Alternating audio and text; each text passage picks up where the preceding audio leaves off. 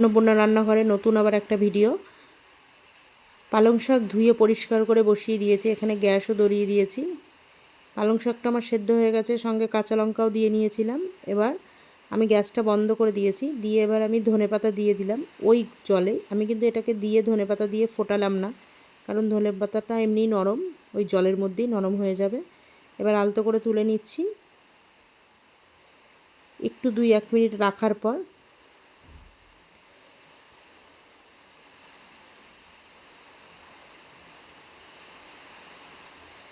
সব নিয়ে তুলে নেওয়া হয়ে গেছে। এবার পরিষ্কার করে কড়াইটা বসিয়ে দিয়েছি।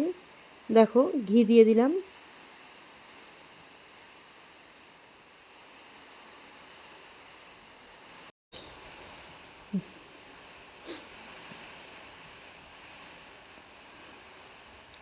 চামচটা একটু করে নিলাম, গরম তাপে চামচের মধ্যেও যেটুকুনি লেগেছিল গলে গেছে।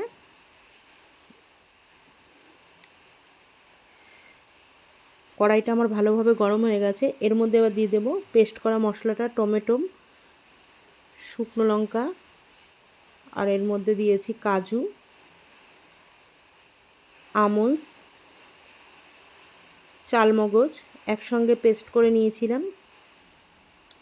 এবার দিয়ে দেবো আদা বাটা। এবার ভালো করে মশলাটা কষিয়ে নিচ্ছি। পুরোটাই নিরামিষ, যারা নিরামিষ দিনে খেতে চাও এই রেসিপিটা ফলো করতে পারো। একটু চিনি দিলাম সামান্য। এবার নুন দিচ্ছি পরিমাণ মতো।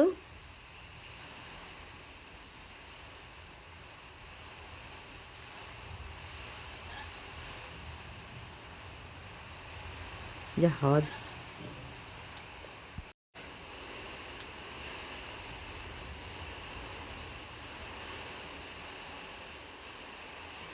এবার দেখো মশলা থেকে আস্তে আস্তে তেল কিন্তু ছাড়া শুরু হচ্ছে। ভালো করে মশলাটা আমার কষানো হয়ে গেছে। এবার টক দই দিলাম, এবার দিয়ে ফাটিয়ে নিচ্ছি।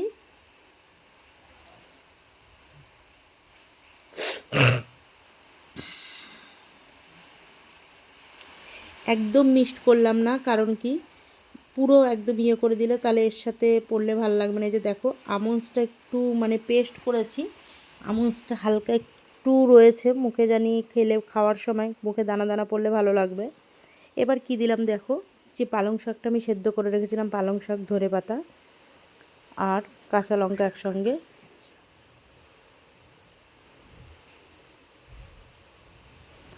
জল ধোয়া জল, মিক্সি ধোয়া জলটা দিয়ে দিলাম, মিক্সির বাটি ধোয়া। ভালো করে সব উপকরণগুলো নাড়িয়ে নিলাম। এবার ভালো করে ফুটতে দেব।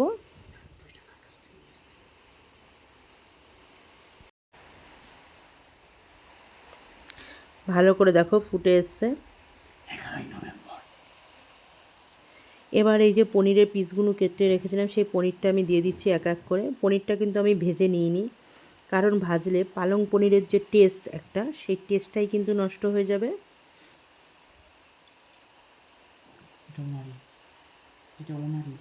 আর কেউ বানাতে পারবে না।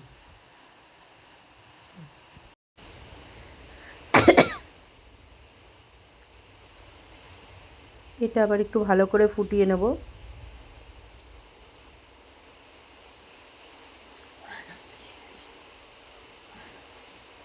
ওপর দিয়ে দেখো কি ছড়িয়ে দিলাম, ওপর দিয়ে একটু জিরে মৌরি আর ওর মধ্যে একটু গোলমরিচের গুঁড়ো একসঙ্গে পেস্ট করে ওটা ছড়িয়ে দিলাম। আমার পালং পনির কিন্তু